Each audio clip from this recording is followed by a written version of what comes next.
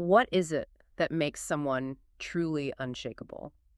You see people facing really tough times, maybe big temptations, and some just stand firm like a mountain. Right. While others, facing maybe similar things, they just crumble, like a weak tree, as the saying goes. Exactly. And that's what we want to explore today. Why does that happen? It's a deep question about inner strength, isn't it? Yeah. And we're going to dive into this ancient story, the story of the Cullakāla and Mahākāla from the Cullakālamahākālavatthu. It's quite compelling. Yeah, it really is. So our mission here is to pull out some key insights from this story, insights about discipline, how we see things, our perception, and, well, how mindset can genuinely shape your destiny. We're essentially trying to figure out why these two brothers who started on, very similar paths ended up in such different places. Think of this as your shortcut to grasping that difference. The difference between a mind easily swayed by how things look on the surface and one that's, well, grounded in something deeper, a kind of truth. Hopefully you'll have some aha moments about your own inner strength. Okay, let's jump in. The story starts in Satabia City. It's a prosperous place, and we meet three brothers, merchants, quite wealthy, Cullakāla, Mahākāla, and Mahākāla. Right, the three brothers. Aye. And their family business was trade, wasn't it? Yes, Mahākāla and the youngest, Cullakāla, they did the traveling, managing these big caravans, like 500 carts worth of goods. The middle brother, Mahākāla, stayed back home, managing the sales side. Okay, so Mahākāla is out traveling, and then something happens in a city called Savathi. Exactly. That's the turning point for him. He and Cullakāla are there, evening comes, and Mahākāla sees these local disciples heading off somewhere. Just regular folks. Noble disciples, the text says. He asks them, where are you going? They say, to hear the Dhamma, the Buddha's teachings. And he feels inspired. So he just decides to go along. Pretty much. He tells Cullakāla, hey, watch the carts, pays his respects to the Buddha, and finds a spot to listen, right at the edge of the crowd. And the Buddha's teaching that day, it hit home for him. Deeply. The Buddha apparently tailored the sermon, focusing on the downsides of sensual pleasures, the suffering involved. Yeah. Mahākāla was profoundly moved. Moved enough to make a huge life change, right? Instantly. He thinks everything has to be abandoned, wealth, family. They don't follow you after death. What's the point of this household life? Yeah. Straight after the talk, he goes to the Buddha, asks to be ordained, become a monk. Wow, just like that. Did the Buddha just say yes? The Buddha asked if he needed to tell anyone, and Mahākāla mentions his younger brother, Cullakāla. So the Buddha says, okay, go tell him first. Makes sense. So Mahākāla goes back, tells Cullakāla, you take charge of everything, all the wealth. I'm becoming a monk.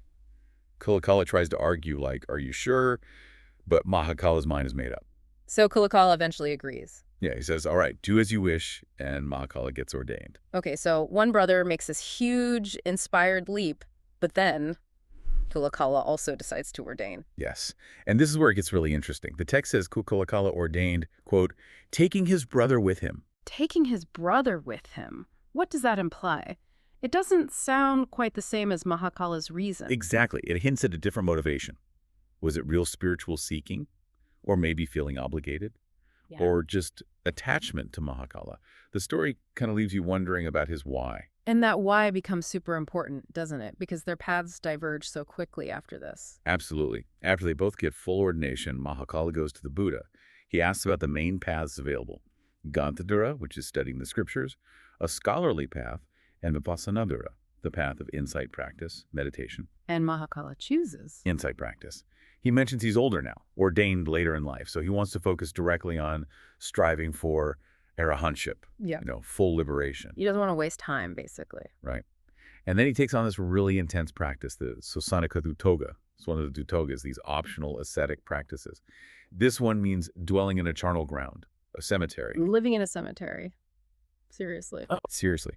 His routine was incredibly strict. He'd only go there late at night, after everyone in the monastery was asleep, and leave before anyone woke up at dawn. Back to the monastery during the day, but nights were spent in the charnel ground. That takes discipline. Immense discipline. And this is where we meet Kāli. Kāli, who's she? She's the caretaker of the charnel ground, the cremator. And she starts noticing signs that someone's there regularly. She sees his meditation spots, but she never actually sees him. Because he's so careful about his timing. Exactly. So one night, she decides to find out who it is. She lights a lamp, gets her kids, and they hide. Middle of the night, Mahākāla arrives. She comes out, approaches him, asks if he lives there, And he says yes. He confirms. And then Kali says something like, Bhante. That's a respectful term for a monk. Yeah. Bhante. People who live in a charnel ground have to follow certain rules. Ah, okay, so there are conditions? What kind of rules? Well, first, practical stuff. He needs to inform the keepers, the chief monk, and the village headman. Because sometimes thieves would hide stolen goods there. If something went missing, an unknown person dwelling there could easily be blamed. By informing everyone, they could vouch for him if needed. Smart. Practical. What else? Strict diet. No fish, no meat, no flour cakes, no sesame oil cakes. Wow. Very restrictive. Definitely. And no sleeping during the day. He had to cultivate diligence, energy, honesty, be non-deceitful, and practice benevolence. And the timing rule was explicit, too. Yep. Enter after everyone's asleep, leave before anyone's awake. Very specific. Okay, seems like a tough but maybe manageable set of ascetic rules. But wasn't there something else? Something extraordinary? Ah, yes. This is the truly remarkable part.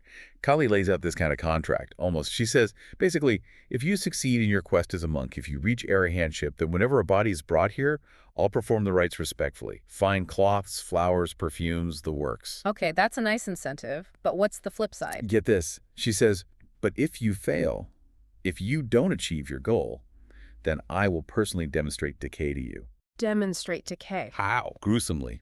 She vowed she'd put a body on the pyre, light it, then drag it partly out with a hook, chop it up with an axe while it's still burning, and force him to watch the process. Oh my goodness, that's intense. What did Mahākāla say? He accepted. He just said, good lady, if you see a suitable form, let me know. He agreed to that. Wow, that's some serious accountability. Isn't it? It's like he externalized his own spiritual commitment.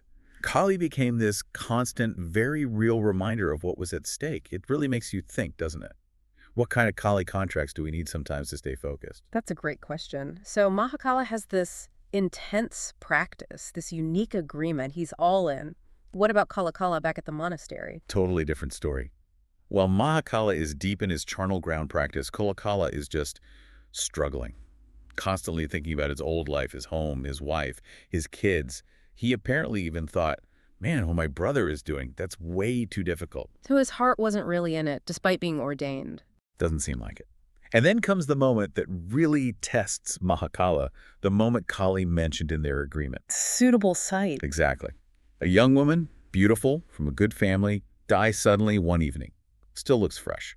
Her family brings the body to Kali for cremation and leaves. Okay. Kali removes the wrapping cloth, sees how beautiful the body is, it's golden color, and immediately thinks, this is it. This is the suitable site for the elder. It's time to remind him of their deal. So she goes to get Mahākāla. Yes. She tells him, Bhante, there's a site, come see. Mahākāla goes, has the cloth removed again, and just observes the body, head to toe. He acknowledges its beauty, its color. He sees the beauty first. Yes, he doesn't deny it.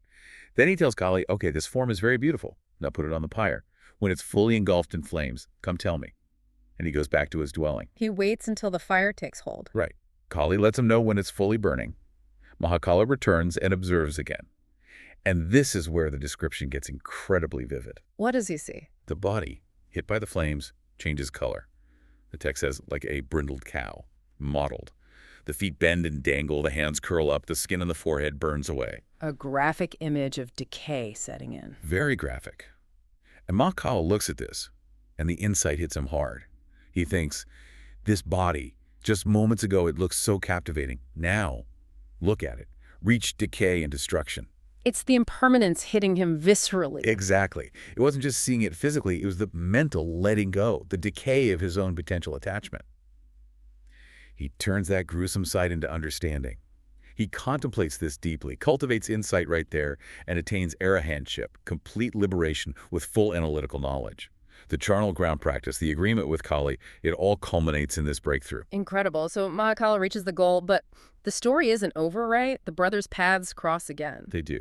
Sometime later, the Buddha and his group of monks travel to Mahākāla in Cullakāla's home city, and they stay in a nearby grove. And word gets out that the Buddha is there. Yes. And Cullakāla's former wives hear about it. They see an opportunity. They think, we can get our husband back. So they send an invitation to the Buddha for a meal the next day. A bit opportunistic, maybe? Seems that way. Now, there's a custom. When the Buddha visits an unfamiliar place, A monk who knows the area goes ahead to sort out the seating arrangements. Okay, standard procedure. So Mahākāla, the realized arhat, tells his brother Cullakāla, you go ahead and arrange the seats. Uh-oh. Sending Cullakāla back to his family home? I have a bad feeling about this. Your feeling is spot on. The moment Cullakāla gets there, his family, especially his wives, start teasing him, playing around. They deliberately mess up the seating, putting low seats for senior monks, high seats for juniors. Just messing with him. Totally. Yeah. Cullakāla tries to correct them. No, high seats here, low seats there. But they pretend not to hear. They start giving him a hard time. What are you doing wandering around like this? Who asked you to ordain anyway? Why are you even here? Wow, laying it on thick. And then they physically overpower him. They pull off his monk's robes, dress him back in white lay clothes, put a flower garland on his head. They forcibly disrobe him. Yes. Yeah. And then they basically say, okay, you go fetch the Buddha now. We'll finish arranging the seats. And Cullakāla, how does he react? Is he upset? Ashamed? That's the striking part. The text says he'd only been a monk a short time, and he felt no shame, no concern about being back in lay clothes. He just goes off, dressed like that, salutes the Buddha, and leads the whole group back. He just goes with it. No resistance. None at all. So they have the meal. Yeah. And then Mahākāla's wives, seeing what happened with Cullakāla, they get ideas too. Oh, no. They invite the Buddha for the next day. Exactly. They're thinking, if Cullakāla's family got him back, maybe we can get Mahākāla back too. Well, And they're probably more worried because Cullakāla had 2 wives, but Mahākāla had 8. 8 wives. Yeah, that sounds like a challenge. So the monks are getting ready for this next meal. Some sit down, some leave. The Buddha sits down and eats. Afterwards, Mahākāla's wives say to the Buddha, Bhante, let Mahākāla stay behind to give the blessing for us. You all go ahead. They want to isolate Mahākāla. Looks like it. And the Buddha agrees and leaves with the other monks. Wait, the Buddha leaves Mahākāla behind, knowing what happened to Cullakāla. Yes. And as the monks are walking back towards the village gate, they start murmuring among themselves. They're confused, maybe a bit upset. What are they saying? Things like, what's the teacher doing? Did he realize what might happen? Yesterday, Cullakāla went ahead and lost his robes. Okay, maybe that was different, but leaving Mahākāla behind. He's such a virtuous monk. Are they going to make him disrobe too? They're genuinely concerned for Mahākāla. Understandable concern, given the circumstances. The Buddha hears them talking, turns around, asks, Monks, what's this murmuring? They explain their worry. And what does the Buddha say? Does he share their concern? He asks them a simple question. Do you monks perceive Mahākāla to be like Cullakāla? Testing their understanding, how do they respond? They basically say, well, yes, Bhante. Cullakāla only had 2 wives. Mahākāla has 8. What chance does he have surrounded by 8 wives pulling at him? They still see the external situation as the main factor. Exactly. And this is where the Buddha delivers the crucial teaching, the real core of this whole story. He says, don't speak like that, monks. Cullakāla lives focusing on beautiful objects. Constantly. He's like a weak tree on a cliff edge. Easily blown over. Right. Huh? But my son, Mahākāla, the Buddha continues, lives focusing on unpleasant objects. He is unshakable, like a solid rock mountain. And then he recites 2 verses that capture this perfectly. Okay, these verses sound important. What's the first one about Cullakāla? It goes, him who lives observing the beautiful, unrestrained in his senses, immoderate in eating, indolent, weak in energy, Mara overthrows, as the wind, a weak tree. Let's break that down. Observing the beautiful. What does that really mean here? Not just liking nice scenery, right? No, not at all. Yeah. It means the mind is let loose on things that seem desirable, focusing only on the attractive parts, the superficial appeal, without looking deeper. Okay. And unrestrained in his senses. That means not guarding the sense doors, eye, ear, nose, tongue, body, mind. Just letting any impression, especially unwholesome ones, come in and take hold without any check. Immoderate in eating, more than just food. Yes, it's about lacking mindfulness in consumption generally, not knowing the right measure or purpose. Indolent means being lazy, overcome by things like desire or ill will, and weak in energy is just lacking that spiritual get up and go. Got it. And the end result, Mara overthrows, as the wind, a weak tree. Exactly. Mara here represents the inner defilements, the negative forces in the mind, Kilesa Mara. Just like wind can rip apart a weak tree on an unstable cliff, these defilements overwhelm someone like Cullakāla. It can lead to small failings, big ones, even giving up the path entirely, utterly destroyed, like the tree. A powerful, if grim, analogy. What about the verse for Mahākāla? It's the complete opposite. Him who lives observing the repulsive, well-restrained in his senses, moderate in eating, full of faith and energetic, Mara does not overthrow, as the wind, a mountain of rock. Okay, so observing the repulsive, that links back to the charnel ground practice, doesn't it? Precisely. It's about contemplating the unattractive side of reality, seeing impermanence, decay, the lack of inherent substance, even in things that look beautiful on the surface, like Mahākāla did with the burning body. Well restrained in senses. The sense doors are guarded, not getting caught up in superficial appearances. Moderate in eating, the opposite of Cullakāla, and full of faith. This means both worldly faith, like belief in karma, but more importantly, that deep, unshakable confidence in the Buddha, the Dhamma teachings, and the Sangha monastic community. Supramundane faith. And energetic, having that strong spiritual drive. Full of exerted energy, yes. And the payoff.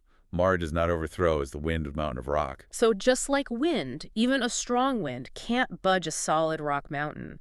The inner defilements, Mara, cannot shake someone like Mahākāla. Their mind is stable, grounded. Unshakable. Yeah. It perfectly captures the difference. One mind is vulnerable, tossed about by every internal or external wind. The other is solid, impervious. It really drives it home. While the Buddha is reciting these verses, what's happening back at the house with Mahākāla and his wives? The drama is reaching its peak. Just as the Buddha is finishing the verses, Mahākāla's former wives are literally trying to pull his robes off him, saying things like, "Who did you ask before ordaining? Are you staying a monk or coming back to us?" They're physically trying to disrobe him, too. Yes. But Mahākāla, being an arhat, perceives their intent, and he reacts spectacularly. How? He just rises from his seat. Using psychic power, he ascends straight up through the roof of the building and flies into the air. Whoa, he just flies out. Flies out, soars through the sky, and then lands right in front of the Buddha, praises the Buddha's radiant form, and bows at his feet. Incredible timing. Perfect timing. It happened exactly as the Buddha finished the final words of the verses. A powerful public demonstration of his liberated state. What was the effect on the monks who witnessed this? Profound. Seeing this, and having just heard the Buddha's teaching clarifying the difference between the brothers, many of the monks listening attained various stages of enlightenment themselves, like stream entry, right then and there. They got it. Wow, what an ending to the story. It really brings everything together. It does. The contrast between Cullakāla and Mahākāla couldn't be clearer. It really shows how our inner state, whether we're easily swayed by appearances or if we're grounded in seeing reality, directly shapes how resilient we are. So true strength isn't really about having an easy life or avoiding challenges. Not at all. It's about cultivating a mind that sees things clearly, sees the impermanence, the unattractive aspects, not just the shiny surface. A mind that isn't easily fooled or blown off course. It really makes you think about your own life. When you consider these two brothers, what does it actually mean for you, listening now, to be, say, well-restrained in your senses day to day? Or what does it mean to cultivate faith and energy in your own context? Yeah. How could consciously shifting your focus, maybe sometimes deliberately looking beyond what just seems beautiful or pleasant, towards what is actually real, how could that change things? Yeah, how might that shift equip you to handle whatever storms come your way? Something definitely worth reflecting on.